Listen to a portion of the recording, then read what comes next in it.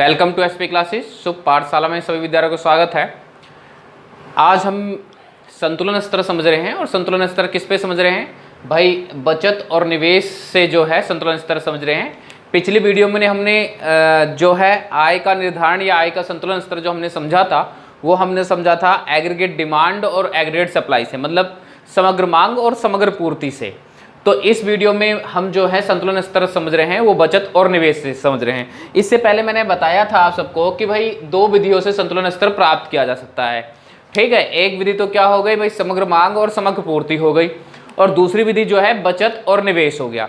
वैसे मैंने last video में ये भी बताया था कि भाई ये दोनों कोई डिफरेंट चीज़ें नहीं है। अगर ध्यान से देखोगे तो ये दोनों चीज़ें अगर दो क्षेत्रीय मॉडल की अगर बात की जाती है तो दोनों क्षेत्रीय मॉडल में ये दोनों क्या है, एक तरह से समझा जाए तो एक ही उससे निकलते हैं, मतलब एग्रीगेट डिमांड और एग्रीगेट सप्लाई से ही इसको प्राप्त किया जाता है, बचत और निवेश को भी।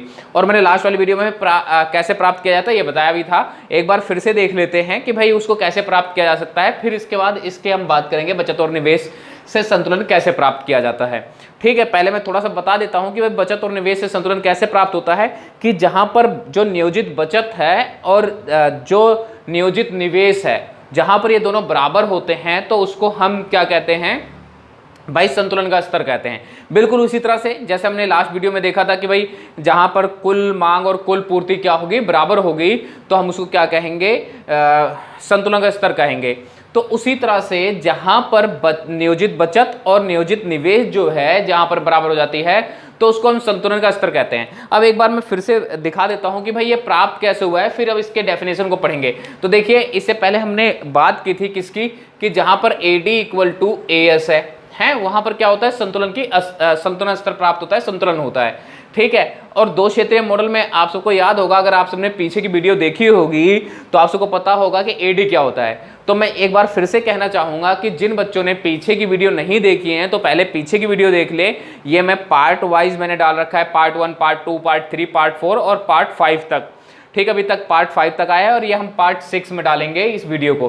ठीक है, तो शुरू से देखिए, part 1, part 2, part 3, part 4, part 5, जिससे आप सबको आसानी से समझ में आ जाए। और आप सबकी सुविधा के लिए मैंने इसको एक ही प्लेलिस्ट में डाल दिया है, आय और रोजगार के लिए, जिससे आप सबको आसानी से वो मिल जाए। तो आप सब प्लेलिस्ट में जाकर, आय रोजगार के नाम से प्लेलिस्ट है, उसमें जाकर सारे वीडियो जो हैं एक साथ देख सकते हैं। इसी तरह से मैंने नेशनल इनकम की वीडियो डाल दी है। ठीक है, राष्ट्रीय आय जो है एक ही प्लेलिस्ट में डाल दिया है। तो जिन बच्चों ने वो नहीं देख रखा है तो वो भी देख ले, क्योंकि आपके सेकंड टर्म में 2 यूनिट हैं, एक तो आय और रोजगार वाला यूनिट है और एक राष्ट्रीय आय वाला जो है यूनिट है। ठीक है, तो इस तरह से 2 यूनिट है, दोनों को मैंने अलग अलग से प्लेलिस्ट बना दिया है।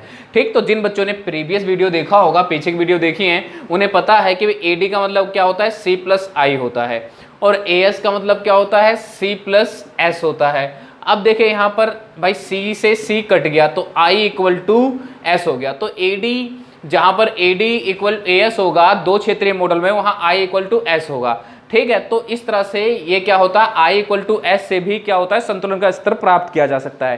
ठीक है, तो अभी हम इसको ये जो चीज़ें हैं ये हम पिछले वीडियो में हमने इसको सीख लिया था। आज हम इसको सीखेंगे कि I इक्वल टू S से हम कैसे संतुलन प्राप्त करते हैं। तो चलिए स्टार्ट करते हैं। तो जैसे मैं बता ही चुका हूं कि भाई जहां पर क्या होगा, नियोजित बचत नियोजित निवेश के बराबर होगा, वहां पर क्या होगा, आपका संतुलन होगा। ठीक है, अब जरा डेफिनेशन देख लेते हैं क्या कहता है कि भाई इस विधि के अनुसार आय के संतुलन स्तर का निर्धारण उस स्तर पर होता है जहां पर नियोजित बचत और नियोजित निवेश के बराबर होती है। तो जहां पर नियोजित बचत और नियोजित निवेश जो है बराबर होता है, वहां पर क्या होता है भाई, संतुलन का स्तर होता है। अब इसको एक शेड्यूल से देख लेते हैं। जैसे मैंने हर एक वीडियो में बताया है कि शेड्यूल हम उसी को ही लेकर चलेंगे जिससे आपको बहुत सारे शेड्यूल याद करने की जरूरत ना पड़े। तो हम वही शेड्यूल बनाएंगे और उसमें देखेंगे कहाँ संतुलन का स्तर है। तो देखिए, ये मैंने Y लिख दिया, तो Y 0, 100, 200, 300, 400 और 500 तक हमने Y ले लिया। अब जरा कंजप्शन ले लेते हैं। जैसे कि हमने कंजप्शन लिया था, तो कंजप्शन हमने लिया 40, 120, 200, 280 और 360, 440, ये हमारा कंजप्शन हो गया। ठीक है, अब निवेश क्या करते हैं मैंने आप सबको बताया था निवेश कौन सा होता है, स्वैत निवेश। ठीक है, मैंने इससे पहले निवेश जो निवेश के बारे में डिस्कस किया था कि भाई निवेश क्या है, दो प्रकार के थे आपके। एक तो स्वैत निवेश था जिसका क्या होता है, आपके आय का उस पर कोई प्रभाव नहीं पड़ता, मतलब फिक्स रहता है। दूसरा निवेश हमने डिस्कस किया था प्रेरित निवेश। तो प्रेरित निवेश कौन सा है, जो आय के साथ साथ क्या है, बढ़ता है, मतलब जो प्रॉफिट होता है, लाभ जब प्राप्त होता है तो उस निवेश को बढ़ाने में क्या करता है, प्रेरणा देता है। तो इस तरह से उसको प्रेरित निवेश कहा जाता है कि जैसे जैसे इनकम बढ़ती है तो जो निवेशक होता है उसे एक प्रेरणा मिलती है एक तरह से कि वो और ज्यादा निवेश करेगा तो उसे और प्रॉफिट मिलेगा। तो हम उस निवेश की बात नहीं कर रहे हैं, यहाँ पर हम स्वैत निवेश की बात कर रहे हैं जो कि फिक्स है, जो चेंज नहीं होगा, मतलब हर एक स्टेज पे आय कितनी भी हो वो उतना फिक्स ही रहेगा। तो इसमें कंफ्यूजन नहीं होना चाहिए। तो देखिए वो हमने 40-40 ले लिया, तो हर एक स्टेज पे क्या है, ये फिक्स है, ये हमने 40-40 ले लिया। अब हमें क्या चाहिए भाई, क्या चाहिए हमें, तो अब हमें चाहिए बचत, जिसको हम सेविंग कहते हैं एस से। तो अब देखिए y इक्वल टू क्या होता है, y इक्वल टू होता है C प्लस एस। ये हमें पता ही है कि भाई इनकम या तो हम कंज्यूम करते हैं या बचत कर लेते हैं, या जितना कंज्यूम कर लिया उसके बाद जो बच जाएगा उसको हम सेविंग कहेंगे। तो अगर मैं y में से C माइनस कर दूं तो s हो जाएगा, ठीक है। तो हम यही करेंगे भाई, y में से C माइनस कर देते हैं, C माइनस कर देते हैं तो s अपने आप आ जाएगा। तो इसमें से हमने इसको माइनस कर दिया तो -40, इसमें से इसको माइनस करा -20, इधर माइनस करोगे 0, इधर माइनस करोगे 20, इधर माइनस करोगे 40 और इधर माइनस करोगे, इधर इसको माइनस करोगे तो 60।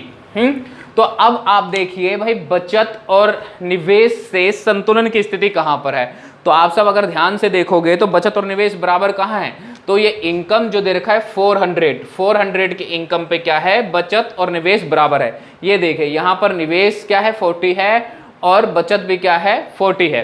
तो इसको हम संतुलन का स्तर कहेंगे। अब देखिए इसको डायग्राम में कैसे बनाया जाता है, जरा ये देख लेते हैं। तो इसको डायग्राम में कैसे लिया जाता है, तो मैं इसको थोड़ा रफ कर देता हूं इधर। तो देखिए इसको डायग्राम में कैसे बनाया जाता है, ये छोटा सा डायग्राम बना रहा हूं क्योंकि बोर्ड थोड़ा छोटा है। तो देखिए आप सबको पता ही है निवेश इस तरह से जाता है। भाई निवेश किस तरह से जाता है, इस तरह से जाता है क्योंकि फिक्स है, ये आय हो गया। और यहाँ पर निवेश और बचत ले सकते हो, निवेश बचत, ठीक है। और इससे पहले हमने जो है बचत फलन भी पढ़ा था, सेविंग फंक्शन भी पढ़ा था। तो हमने देखा था जो सेविंग होती है, जो बचत होती है वो कुछ इस प्रकार से जाती है, ठीक है। तो जहां पर ये काट रहा है ये संतुलन का स्तर है, ये जो है 40-40 जो है बराबर वाला स्तर है, इसको हम बराबर वाले स्तर पे रखेंगे। अगर आप सब इसमें पॉइंट भी प्लॉट करेंगे, मतलब बिंदु रख के भी बनाएंगे, तो इसी प्रकार से ये डायग्राम बनेगा। ये अभी फ्री हैंड है, ठीक है, इसी प्रकार से डायग्राम बनेगा। तो इसको ही हम क्या कहते हैं, इस स्थिति को ही हम क्या कहते हैं, संतुलन की स्थिति कहते हैं।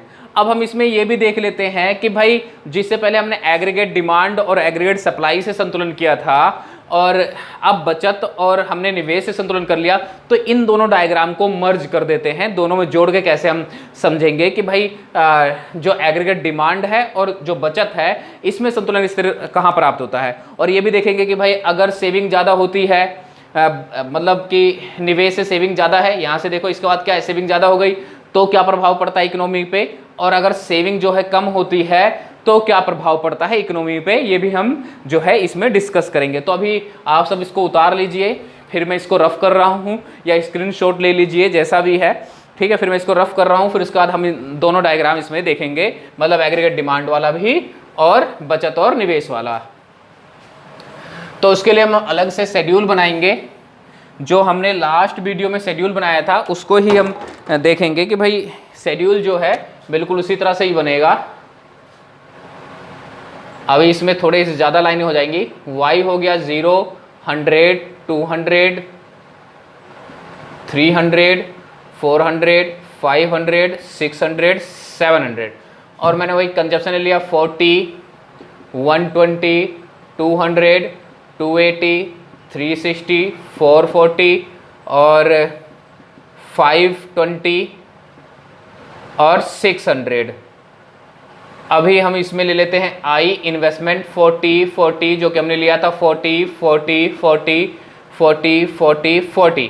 अब इसमें हम ले लेते हैं सेविंग, ठीक है, जो बचत है सेविंग ले लेते हैं। तो सेविंग आ गया -40, और इसमें से -20, इधर 0, इधर इसमें से माइनस हुआ 20, और ये 40, ये 60, और इसमें से ये 80, और इधर 100।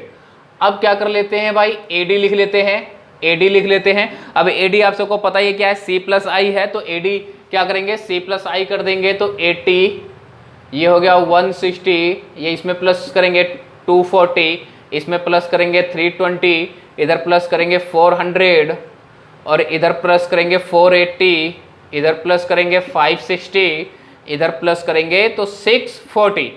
अब ध्यान से देखो कि एग्रीगेट डिमांड से कहां पर संतुलन का स्तर है और बचत और निवेश से कहां पर संतुलन स्तर है।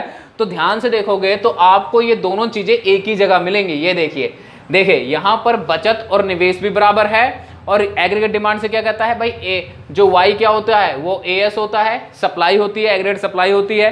ठीक है, तो यहां पर देखिए एग्रीगेट सप्लाई और एग्रीगेट डिमांड भी आपस में बराबर है। ठीक है, तो इसलिए इस स्तर पे मतलब 400 जो इनकम है, इस स्तर पे क्या है, संतुलन की स्थिति है। तो इसको डायग्राम बना लेते हैं। तो देखिए डायग्राम, ये हमारा y हो गया 45 डिग्री का होता है। मैंने लास्ट वीडियो में बताया था कि 45 डिग्री का क्यों होता है। ठीक, और ये हमारा कंजप्शन AD हो गया, सॉरी AD हो गया। अब इसके नीचे ही हम बचत और निवेश वाला डायग्राम बना लेते हैं। तो ये हमारा I हो गया जो कि 40 है, ये 40, और ये हमारा गया सेविंग। यहाँ से देखो ऐसे लाइन खींच के लेकर आएंगे। ठीक, तो यहाँ पर क्या हो गया, इक्विलिब्रियम। यहाँ पर I लिख देंगे, यहाँ I और S लिख देते हैं, बचत और निवेश लिख लेते हैं, यहाँ AD और AS लिख देते हैं, और यहाँ I हो गया। ठीक है, तो अब ये स्थिति जो होगी, ये दोनों डायग्राम हमने एक पे ही बना दिया। अब यहाँ पर क्या है कि E बिंदुओं पे, यहाँ पर भी E बिंदु है, यहाँ पर भी E बिंदु है, ध्यान से देखो। ठीक है, यहाँ पर भी बिंदु है, E बिंदु पे क्या है, संतुलन का स्तर है। अब चाहे एग्रीगेट डिमांड और एग्रीगेट सप्लाई से ले लो, एग्रीगेट सप्लाई से ले लो, या फिर बचत और निवेश से ले लो। अब बात ये आती है कि अगर निवेश से बचत ज्यादा होती है तो क्या होता है। तो इसको ध्यान समझो। देखो, अगर बचत ज्यादा है तो इसका मतलब ये है कि लोग बचत ज्यादा कर रहे हैं, कंजप्शन कम कर रहे हैं। तो जितना उत्पादक को कंजप्शन चाहिए उतना कंजप्शन नहीं हो पा रहा है। तो क्या कंडीशन आ जाएगी, डिसइक्विलिब्रियम वाली कंडीशन आएगी, असंतुलन वाली कंडीशन आ जाएगी। तो क्या होगा कि जब भाई लोग बचत कर रहे हैं, कंजप्शन नहीं कर रहे हैं, तो जो उत्पादक होगा उसका स्टॉक बढ़ेगा। जो उसने बना रखा है वो भाई मार्केट में सेल ही नहीं हो रहा है, बिक ही नहीं रहा है, लोग कंज्यूम ही नहीं कर रहे हैं, तो क्या होगा, स्टॉक बढ़ेगा। अब स्टॉक बढ़ेगा, एक तो स्टॉक इंक्रीज हो जाएगा, दूसरी कंडीशन क्या आ जाएगी, जब स्टॉक बढ़ता है तो क्या होता है कि भाई अनएम्प्लॉयमेंट आनी शुरू हो जाती है, बेरोजगारी आनी शुरू हो जाती है। क्योंकि जब पहले से स्टॉक है तो क्या करेगा, जो उत्पादक है वो भाई वर्कर को सैलरी थोड़ा देगा, वर्करों को हटाना शुरू कर देगा, तो बेरोजगारी की स्थिति आनी शुरू हो जाएगी। वहीं पे जब ये नीचे की साइड है, इसका मतलब है कि बचत कम हो रहा है, कंजप्शन ज्यादा हो रही है। ठीक है, तो जितना हमें कंजप्शन की जरूरत है उससे जो है ज्यादा कंजप्शन हो रही है, तो मतलब मार्केट में डिमांड ज्यादा चल रही है, काफी ज्यादा। अगर निवेश से जो है वो बचत अगर कम है तो इसका मतलब है कि मार्केट में डिमांड बहुत ज्यादा चल रही है। तो अब क्या होगा, मार्केट में अगर डिमांड बहुत ज्यादा है तो इसका मतलब है कि जो उत्पादक के पास स्टॉक है वो क्या होगा, कम होगा। लोग डिमांड करेंगे तो जो उत्पादक अपने स्टॉक को निकालेगा, जो भी उसके पास माल बचा हुआ है, जो स्टॉक है, तो उसको निकालेगा, भाई मार्केट में बेचेगा। ठीक है, उसके बाद भी अगर डिमांड बढ़ रही है तो क्या होगा, कीमतें बढ़नी शुरू हो जाएंगी। तो इसलिए एक ऐसी सिचुएशन होगा, एक ऐसे सिचुएशन बनाया जाएगा जिसपे क्या हो, I इक्वल टू क्या हो, S हो, जिससे क्या हो जाए कि ना तो कीमतें ही बढ़े ना ही बेरोजगारी की स्थिति आए। ठीक है, तो ये पूरा आपका कॉन्सेप्ट जो हो गया, बचत और निवेश से आपका इक्विलिब्रियम की कंडीशन हो गई। तो आप सब इसको देख लें, उतार लें इस। तो आई होप आप सबने इसको उतार लिया होगा। अगली वीडियो में हम जो आपका संतुलन स्तर है, उसके जो संतुलन हमने आय का निर्धारण संतुलन किया है, उसके विभिन्न स्तर देखेंगे कि भाई अल्प रोजगार में कैसे संतुलन प्राप्त किया जाता है, या पूर्ण रोजगार में कैसे संतुलन होता है, या जो अभी तक हमने यहाँ पर एग्रीगेट डिमांड और एग्रीगेट सप्लाई और बचत और निवेश के इन दोनों के उसको हमने देख ही लिया है कि भाई किस तरह से, लेकिन इसके अलावा भी 2-4 बिंदु और इस चैप्टर के रह गए हैं, और एक छोटा सा कॉन्सेप्ट और है गुणक, कि गुणक क्या होता है, तो इसको भी हम नेक्स्ट वीडियो में देख लेंगे। तो नेक्स्ट वीडियो में ये चैप्टर भी खत्म हो जाएगा, तो और इसके बाद आपका इस यूनिट का एक ही चैप्टर बचेगा, ठीक है। तो उसको भी 1-2 वीडियो में ख़त्म कर दिया जाएगा। तो इसको जल्दी से ही कोशिश किया जाएगा कि भाई 17-18 तारीख तक इसको क्या कर दिया जाए, ख़त्म कर दिया जाए। तो आज के लिए इतना ही, चलिए थैंक यू।